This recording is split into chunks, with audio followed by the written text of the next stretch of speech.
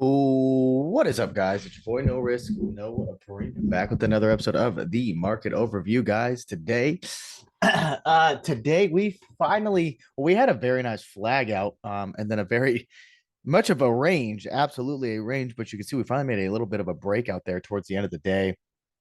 Huge green bar here. But really quickly, let's talk about what we should expect from markets. We're definitely going to get some movement in the pre-market. I feel like just come and look here at the investing.com economic calendar.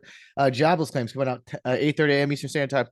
That is 1 hour into the market open. I do believe we will get some movement uh, in that.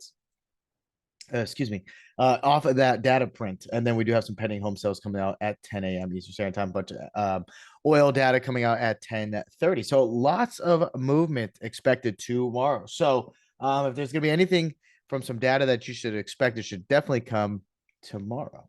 Right, on to tomorrow. Now, onto the charts here. Let's see where, depending where we open, right? Just jobless claims can completely rip us or dip us. I mean, I have no idea, but as of right now, we are making new highs in the after hours. So if we open up anywhere above 48.30, I would look for the back test into 48.30 and a rip higher. If we open up below, I'd look for the rip into about 48.30, 48.35, and reject. Really simple stuff for tomorrow. On to the SPY chart here.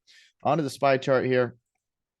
As we can see, went right past that 476, ripped up 477.40 after hours, 478, 480. Those are two big levels to the upside. So if we open up above, look for the dip back into 476 to hold. If we can get that area to hold, that's great. 478, 480 is on Q480 being 479.98 being the all-time high there. On SPY, QQQ is just plugging along. NASDAQ making new highs.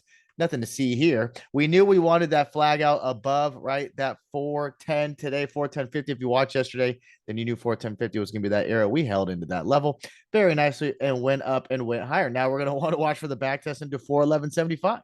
Depending where we open, 411.75. That's going to be the next level. Now, if we open up above that area, look for the dip back in and continue ripped on higher. Underneath, you can watch for rejects into that. Watch for another back test, 410.